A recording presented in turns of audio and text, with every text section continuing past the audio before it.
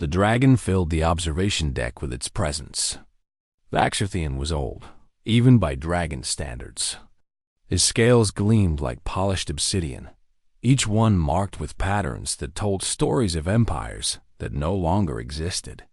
When he spoke, his voice resonated through the metal walls of Nexus Prime Station, making the structure itself seem to hum with ancient authority.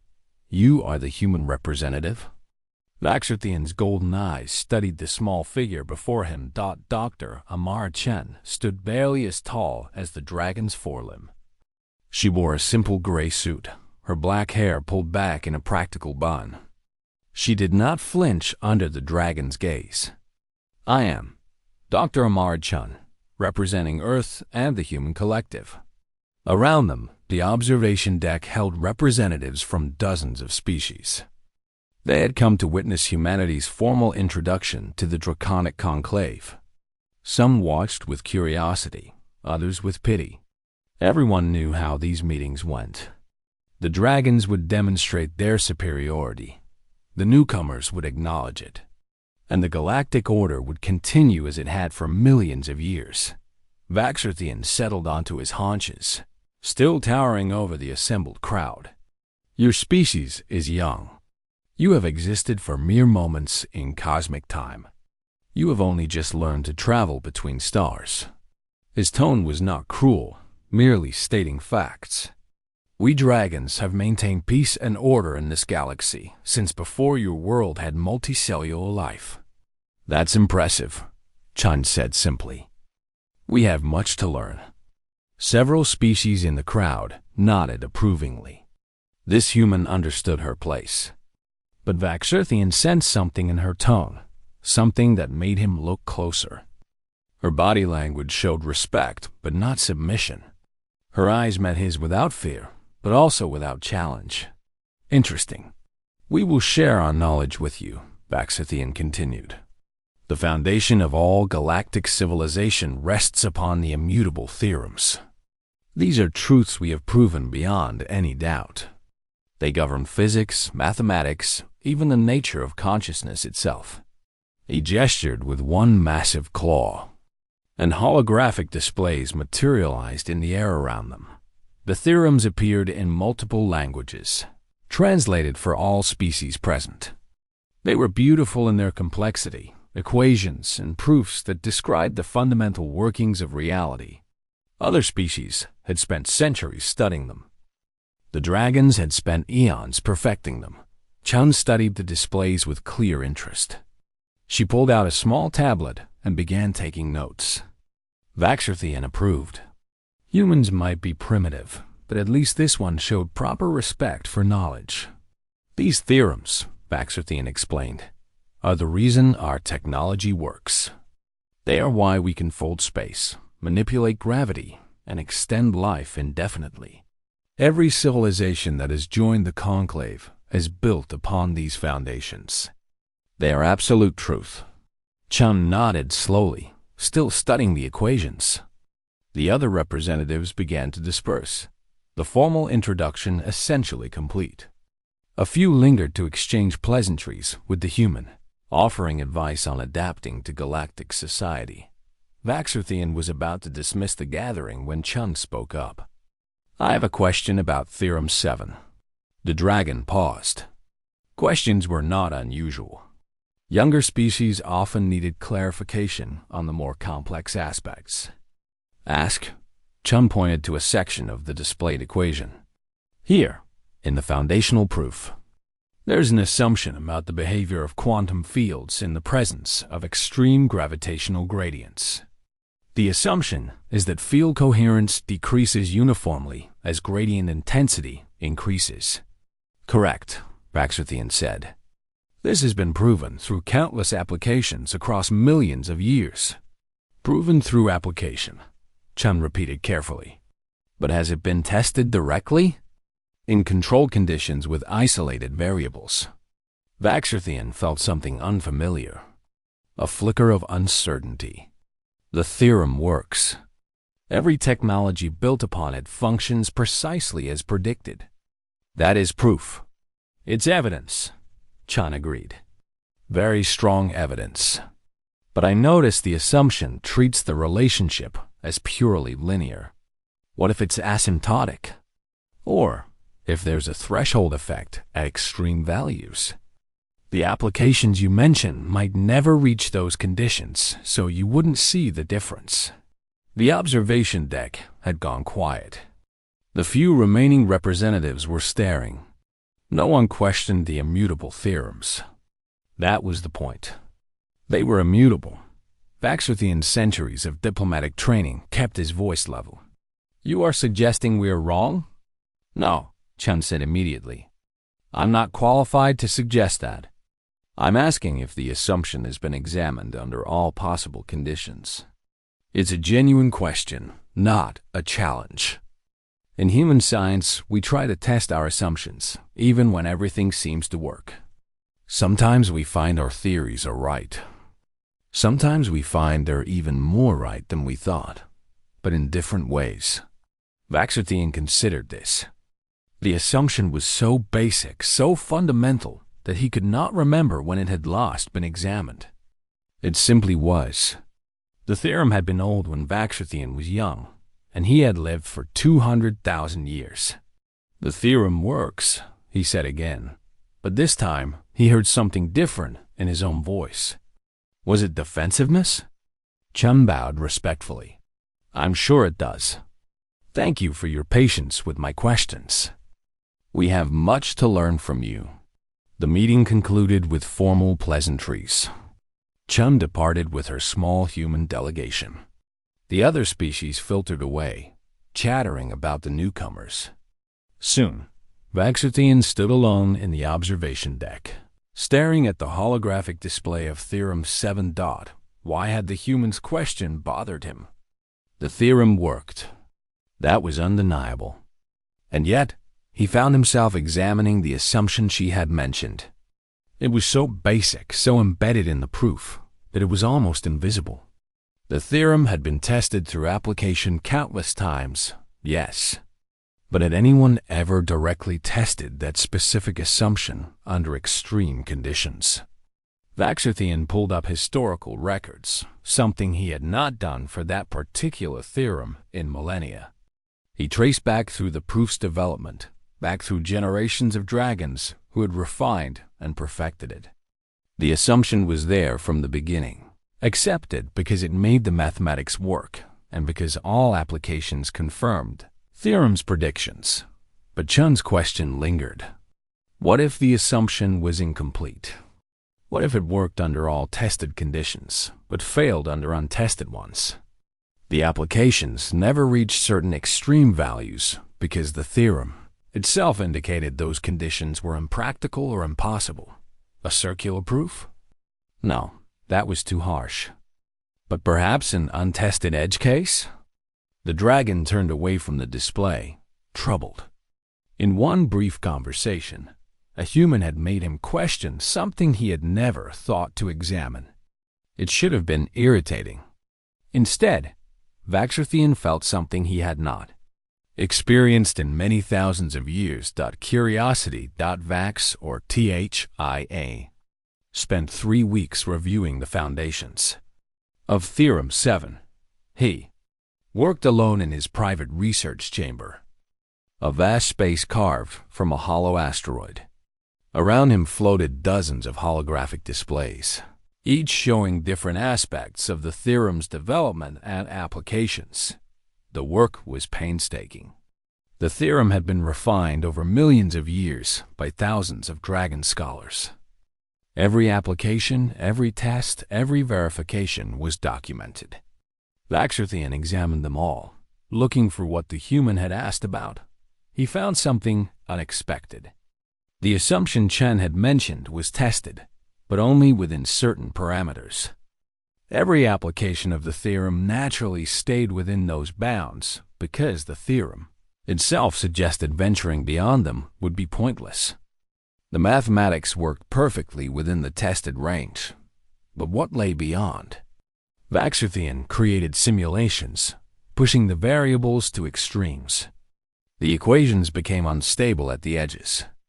That could mean the theorem broke down, or it could simply mean his simulation methods were inadequate for those conditions. There was only one way to know for certain. He needed to run a real experiment. The dragon composed a message to Dr. Chun. He kept it brief and formal, requesting a meeting to discuss her question. Her response came quickly. She would be honored to meet with him. They met in a neutral laboratory on Nexus Prime, a facility designed for multi-species research. Chun arrived with 2 colleagues, both carrying equipment cases. Vaxarthian came alone. "Thank you for agreeing to meet," Vaxarthian said. "Your question has proven more interesting than I initially expected." Chun smiled. "Did you find something?" "I found that we have never directly tested the assumption under extreme conditions. Our applications never required it, so the question never arose."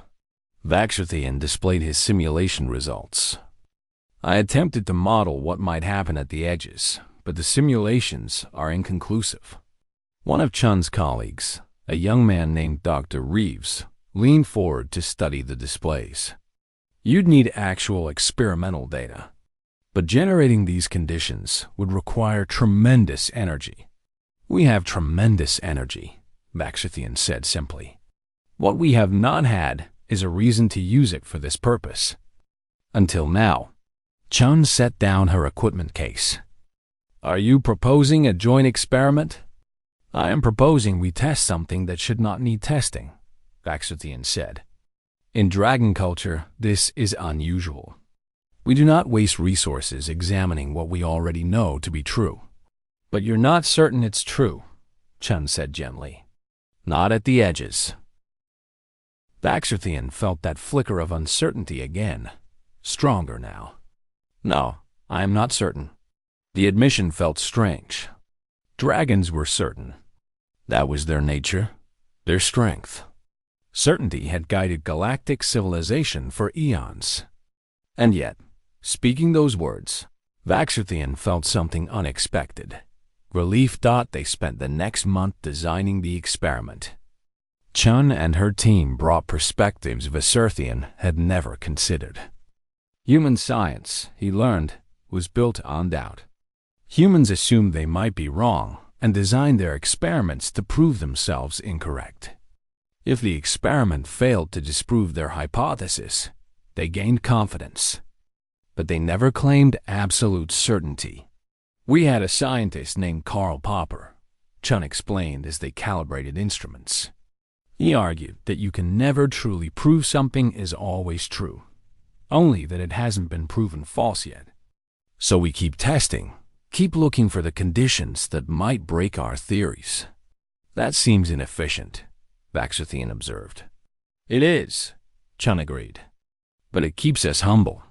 And sometimes we discover that what we thought was true was only approximately true.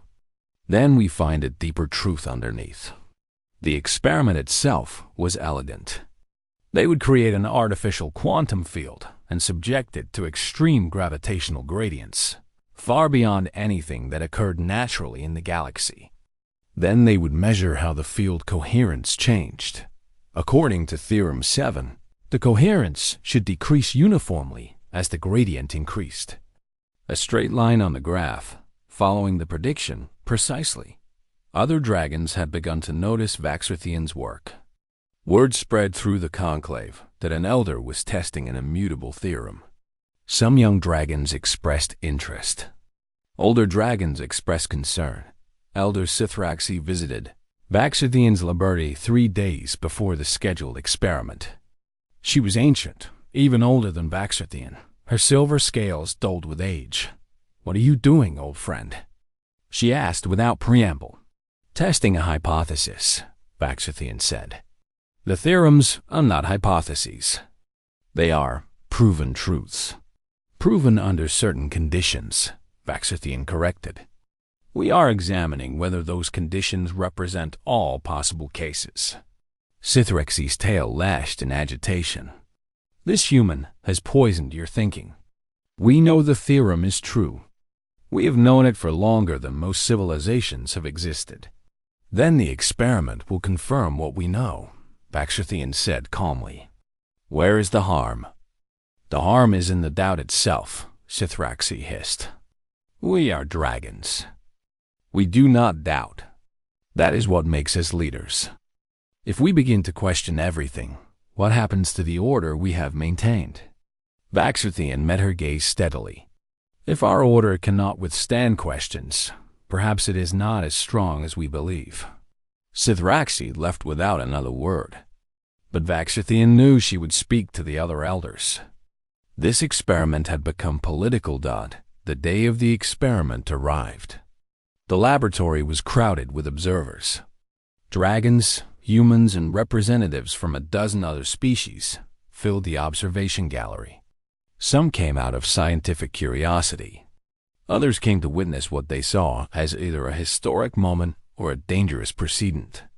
Chun stood beside Vaxarthian at the control station.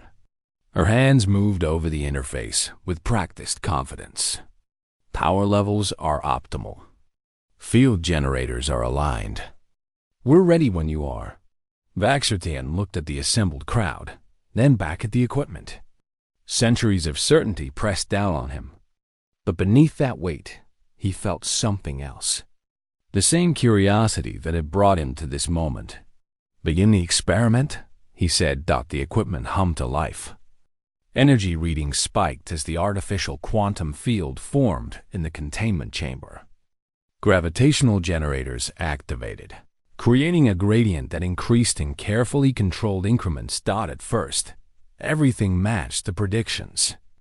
The field coherence decreased uniformly as the gradient intensified. The graph displayed on the main screen showed a perfect straight line. Then they reached the extreme values. The conditions that had never been tested before. The line wavered. The change was tiny, barely visible on the display. A deviation of less than 1,000%. But it was there. The field coherence did not decrease uniformly at extreme values. Instead, it showed a slight curve, an asymptotic behavior approaching a limit. The observation gallery erupted in noise. Dragons roared. Humans exclaimed. Other species chattered in their various languages. Chun and her team immediately began recording data, their expressions intense with concentration.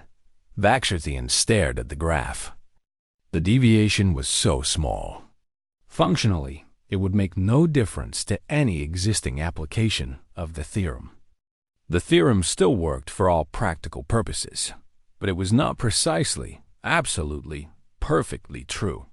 We need to repeat this, Chun said, her voice cutting through the noise. Multiple trials with different parameters. We need to verify this result. They ran the experiment 6 more times over the next 2 days. Each time, the result was the same. At extreme conditions, the theorem showed a deviation. Tiny but real. Vaxarthian stood in his chamber on the 3rd day, alone again, staring at the compiled data. 7 successful trials, all showing the same pattern. The immutable theorem was mutable after all. He should have felt defeated. Instead, he felt alive in a way he had not experienced in millennia. Because if this theorem could be refined, improved, made more accurate, then what else might they discover? One human had made him doubt. And in that doubt, Vaxarthian had found something precious. The possibility of being wrong. And therefore, the possibility of learning something new. The news spread through the conclave like fire through dry grass. An immutable theorem was not immutable. The deviation was small, functionally insignificant for most applications, but the principle was enormous. If one theorem could be refined, then perhaps others could be as well. Dragon society fractured along unfamiliar lines. Young dragons, those under 50,000 years old, reacted with excitement. They flooded research facilities, requesting access to review other theorems. They sent messages to Vaxarthian asking for guidance. Some traveled to meet Dr. Chun, eager to learn human methods of inquiry. The elder dragons reacted differently. Grand Elder Korshathis called an emergency convocation of the conclave. He was the oldest living dragon, his scales pale as bone, his eyes like chips of ice. When he spoke, his voice carried the weight of 500,000 years. "We face a crisis," Krishathis announced to the assembled dragons. "Not a crisis of fact, but a crisis of faith.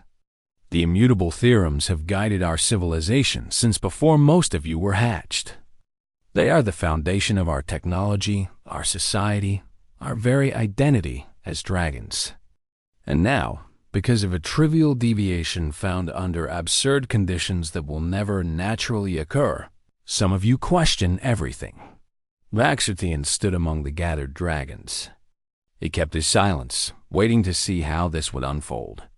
"The human asked a question," one young dragon said. "Should we not have answered it?" "The human planted a seed of doubt," Korshathis replied. "And doubt is poison to certainty. We have maintained galactic peace for millions of years because we knew what was true. Other species looked to us for guidance because we were certain. If we begin to doubt, if we begin to question every established truth, what becomes of our authority? What good is authority built on unexamined assumptions?" Vaxarthian asked quietly. The chamber fell silent. All eyes turned to him. Korshathis fixed Vaxarthian with a cold stare. "You conducted this experiment. You validated the human's doubt. What have we gained, old friend? What has this discovery given us except uncertainty?"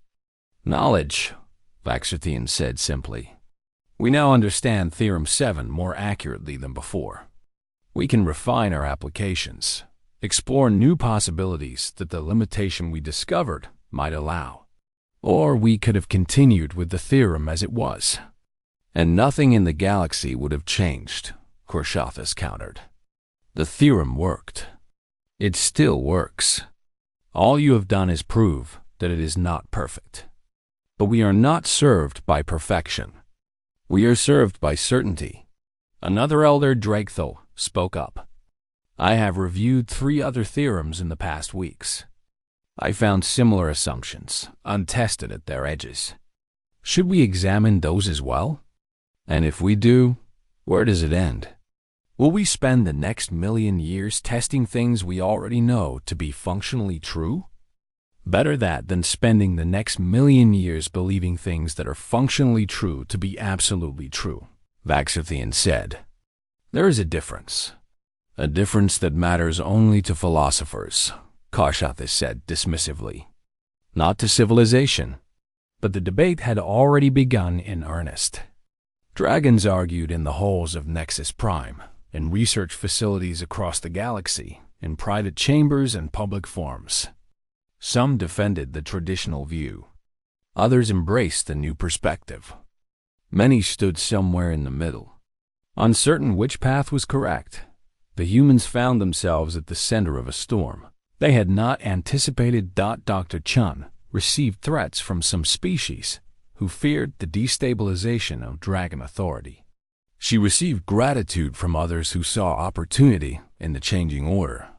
She received countless requests for interviews, consultations, and collaborations. Through it all, she maintained a careful neutrality. "We simply asked a question," she told one persistent journalist. "What happens next is not for us to decide." But Korshathis decided something. He issued a formal challenge. The announcement came through official channels. Grand Elder Korshathis challenged Dr. Amara Chun to a formal debate before the full conclave. The topic: whether the philosophy of doubt that humans practiced was beneficial or harmful to galactic civilization.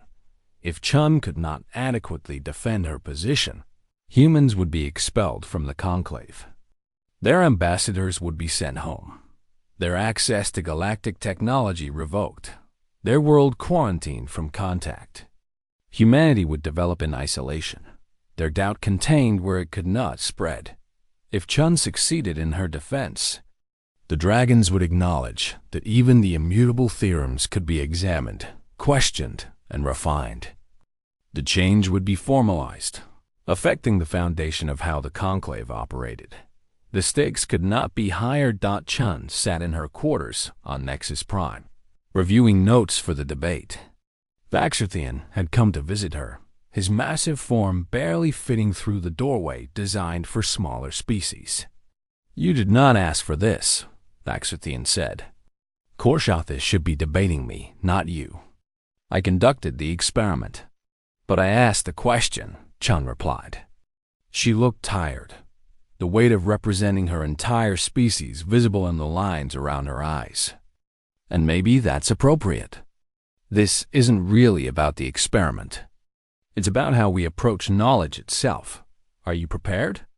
Chun laughed, a sound without much humor. "How do you prepare to defend doubt? The moment I claim certainty about uncertainty, I've contradicted myself." "Then do not claim certainty," Vaxarthian suggested. "Present your case honestly. Show why doubt has served humanity well. Let the conclave decide, and if they decide against us, then humans will go home, develop on your own, and perhaps return in a few thousand years when the galaxy is ready for your perspective." Vaxarthian's tone was gentle. "Or perhaps you will decide we are not worth the trouble and stay away permanently. Either outcome is acceptable." Chun shook her head. "Not to me. We've seen the wonders of galactic civilization. We've met species from across the stars. We've learned so much. I don't want to lose that because we asked an inconvenient question." "Then fight for it," Vaxarthian said. "Not with certainty, but with truth. Show us why doubt is not weakness." The day of the debate arrived. The main chamber of Nexus Prime was filled to capacity. Every dragon in the conclave attended, along with representatives from hundreds of species. Humans watched from Earth, the debate broadcast across communication networks. This was history in the making. Korshathis took his position on one side of the chamber. His presence was commanding, his voice resonant with authority. Chun stood on the other side, tiny by comparison, but standing straight and calm. The moderator, a neutral party from an ancient species of energy beings, established the rules. Each side would present their position. Then they would respond to each other's arguments. Finally, the conclave would vote on whether humanity's philosophy of doubt was compatible with membership in galactic civilization. Korshathis spoke first. His voice filled the chamber with power. "Doubt is chaos," he began. "Certainty is order. For millions of years, the Draconic Conclave has maintained peace in this galaxy because we knew what was true. We established laws based on proven theorems. We made decisions based on verified facts. We guided younger species with confidence because we had confidence. Remove that certainty. Introduce doubt into every decision, and what remains? Endless debate. Constant questioning. Paralysis in the face of choices. Civilization requires foundation stones, and our foundation stones have been the immutable theorems.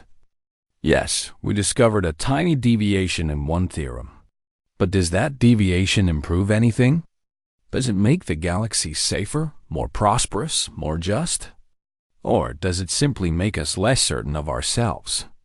It continued for several minutes, building his case with the skill of someone who had witnessed the rise and fall of countless civilizations.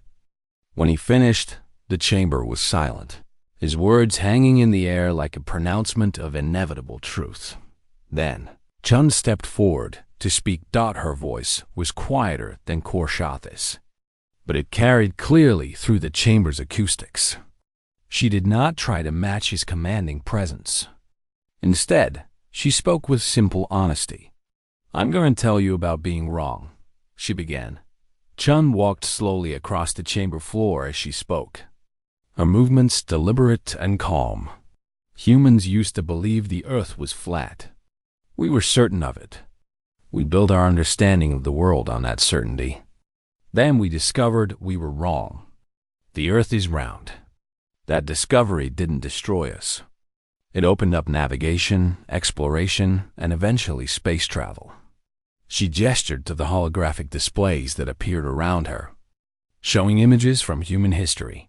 We believed the sun revolved around Earth. We were certain. Religious authorities staked their credibility on it. Scientists defended it with mathematical models that worked well enough for everyday observation. Then we discovered we were wrong. Earth revolves around the sun. That discovery didn't end civilization. It began modern astronomy. More images appeared. Scientific diagrams, photographs of Earth from space, images of galaxies. We believed time was absolute and universal. We were certain. Every clock, every measurement, every calculation assumed time flowed the same for everyone, everywhere. Then Einstein showed us we were wrong. Time is relative. It bends and stretches based on speed and gravity. That discovery didn't break physics. It gave us nuclear energy, GPS satellites, and the theoretical foundation for the faster-than-light travel that brought us to you. Chun stopped walking and faced the assembled dragons directly. Every time we were certain, we were wrong. Not completely wrong. Our flat Earth models worked fine for building houses and farming fields. Our geocentric models predicted planetary positions well enough for early astronomy. Our absolute time worked perfectly for anything moving slower than a significant fraction of light speed. We weren't stupid. We were approximately correct. But approximate correctness looked like absolute certainty until we tested the edges. Korshathis spoke up. And each time you were wrong, you experienced chaos. Wars were fought over heliocentrism. Religious institutions split. Social upheaval followed every major scientific revolution. You prove my point. Doubt creates instability. Change creates instability, Chun corrected gently. But stagnation creates fragility. Yes, discovering we were wrong was uncomfortable. But staying wrong would have been worse. If we had clung to our certainty about flat Earth, we would never have sailed across oceans. If we had maintained our certainty about geocentrism, we would never have understood orbital mechanics.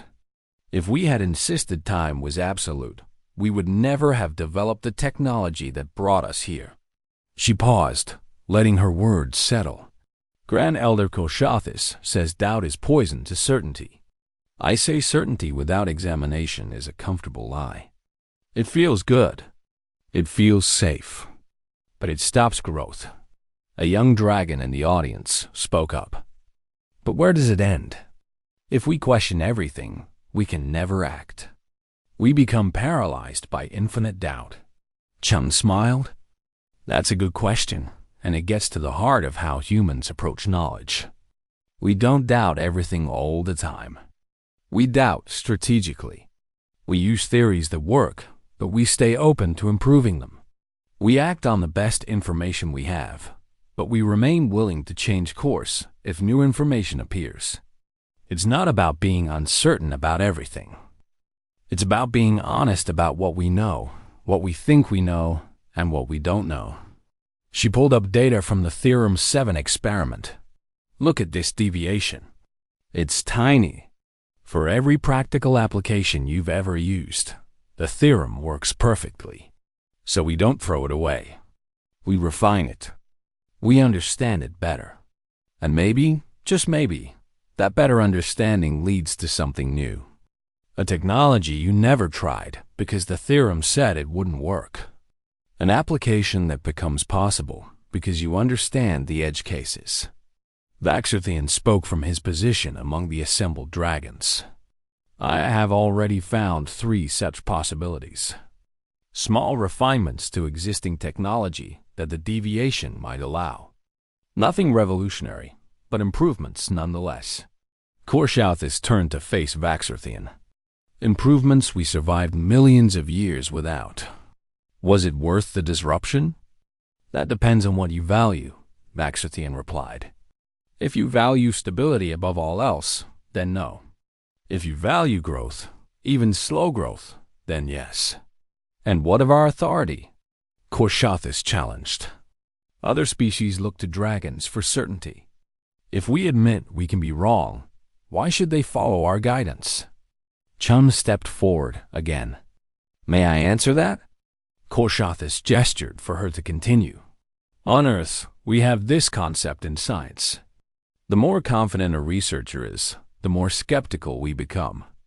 We trust scientists who say, the evidence strongly suggests, more than those who say, I am absolutely certain. Because the ones who admit uncertainty are the ones who have actually examined their assumptions. Your authority doesn't come from never being wrong. It comes from being wise enough to recognize when you need to look more closely. She looked around the chamber at the hundreds of faces watching her. You want to know what humans really think about dragons? We're in awe of you. You've lived for millions of years. You've built a civilization that spans the galaxy. You've maintained peace among thousands of species. That's incredible. But the thing that would really impress us, if you could do all that while still being curious, if you could be powerful and humble at the same time. The chamber was silent for a long moment. Then Korshathis spoke, his voice softer than before. You make it sound simple. Just admit uncertainty and continue forward. But you are young. You have not lived long enough to see how doubt can fester, how questions can multiply, how civilizations can tear themselves apart over disagreements about fundamental truths. You're right, Chun said. We haven't lived millions of years. We've barely been a technological species for a few centuries. But in that short time, we've gone from horse-drawn carriages to faster-than-light travel. Not because we were certain, but because we kept testing, kept questioning, kept refining. Our short lifespan might actually be an advantage here. We don't have time to get comfortable. We're always pushing, always curious, because we know we'll die before we see all the answers. She walked closer to where Korshathis stood. You've built something beautiful here. A galactic civilization based on proven knowledge. I'm not saying you should tear it down. I'm saying you should keep building. Not despite your uncertainty, but because of it. The strongest foundations are the ones you've tested. Korshathis regarded her silently. His ancient eyes studied the small human before him. Finally, he spoke. You argue well, but eloquence is not truth. The conclave must decide whether your philosophy is compatible with our civilization. He turned to address the assembled dragons. We vote now. Should humanity remain in the conclave with their philosophy of doubt accepted as valid? Or should they be asked to leave until they develop more? Certainty? The vote was not quick. Dragons debated among themselves, their voices rising and falling like thunder. Chun stood quietly, waiting. She had said everything she could say. Vaxarthian watched the debates with interest. The split was not along the lines he expected. Young dragons were not uniformly in favor, nor were old dragons uniformly against. Some ancient dragons spoke passionately about the value of curiosity. Some young dragons worried about losing the stability they had grown up with. Finally, the vote was called. Each dragon indicated their choice through the conclave's voting system. The results appeared on the main display. Humanity could remain. By a narrow margin, the vote favored allowing Chun's philosophy of doubt to coexist with dragon certainty. But there was more. Korshathis stood and made an announcement that surprised everyone. The vote is recorded. Humanity remains in the conclave. But there is another matter. He looked directly at Vaxarthian. I propose we rename the immutable theorems. They shall henceforth be known as the working principles. Not because they are wrong, but because we acknowledge they are our best current understanding, subject to refinement as new information becomes available. The chamber erupted in discussion. This went beyond the vote. This was a fundamental change to dragon identity. Korshathis raised his voice over the noise. I have lived for 500,000 years. I have been certain about many things, and I realize now that my certainty has made me comfortable, but it has also made me stagnant. Perhaps it is time we dragons learn to be uncomfortable again. He looked at Chun. You made us doubt. I hated you for it. I still hate the feeling of uncertainty. But I have reviewed the data from your experiment. I have examined the assumptions in other theorems. And I have found that doubt, used carefully, is not poison. It is medicine. Bitter, but necessary. The chamber fell silent. We will establish a joint research initiative, Korshathis continued. Dragons and humans working together to examine our foundational principles. Not to tear them down, but to understand them better. To test what we think we know. To grow, even at our age. Chun bowed deeply. We would be honored. The formal debate ended. Dragons filed out, still discussing and arguing. Some left angry, others excited. All left changed in some way. Vaxarthian approached Chen as the chamber emptied. You did well. I just told the truth, Chan said. She looked exhausted but satisfied. Though I wasn't sure it would be enough. Truth is often enough, Vaxarthian said. Even when it is uncomfortable. Years passed. The joint research initiative grew and flourished. Humans and dragons worked side by side, examining the working principles, testing assumptions, refining understanding. They discovered 17 minor deviations across the various principles. None were revolutionary. All were illuminating. Dragon technology improved incrementally. But more importantly, dragon thinking evolved. Young dragons grew up learning not just what was known, but how it came to be known. They learned to ask questions, to test assumptions, to refine rather than accept. Some elder dragons never adapted. They held to the old certainties until they chose the long sleep, unable to live with perpetual uncertainty. Others, like Vaxarthian, found new purpose in questions rather than answers. On a day, much like any other, Vaxarthian visited Earth for the first time. Chen met him at the spaceport, now older herself, with streaks of gray in her black hair. Welcome to our world, she said. They walked through the city, the dragon drawing stares from humans who still found the sight remarkable. Vaxarthian asked questions about everything. Human architecture, human culture, human history. He wanted to understand this species that had changed his civilization with a simple question. That evening, they sat in a park overlooking the ocean. The sun was setting, painting the sky in colors that reminded Vaxarthian of his first scales. We have a saying, Chan told him. The only thing we know for certain is that we can't be certain of anything. Vaxarthian rumbled, a sound that might have been dragon laughter. A paradox. The best ones usually are. I hated you when we met, Vaxarthian admitted. One small human, asking one small question, and suddenly everything I knew was uncertain. And now? Now I teach young dragons to ask questions. I begin every lesson the same way. Vaxarthian looked out at the ocean, at the planet that had produced these strange, short-lived, perpetually curious creatures.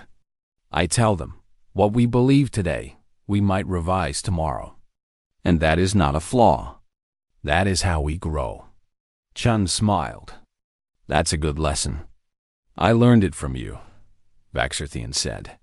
One human made dragons doubt. And in doing so, gave us something we had not experienced in millions of years. What's that? A future that might surprise us. They sat in comfortable silence as the sun disappeared below the horizon. In the growing darkness, stars began to appear. The same stars dragons had navigated for eons, now viewed with new eyes. Certain of nothing, open to everything, and all the wiser for it.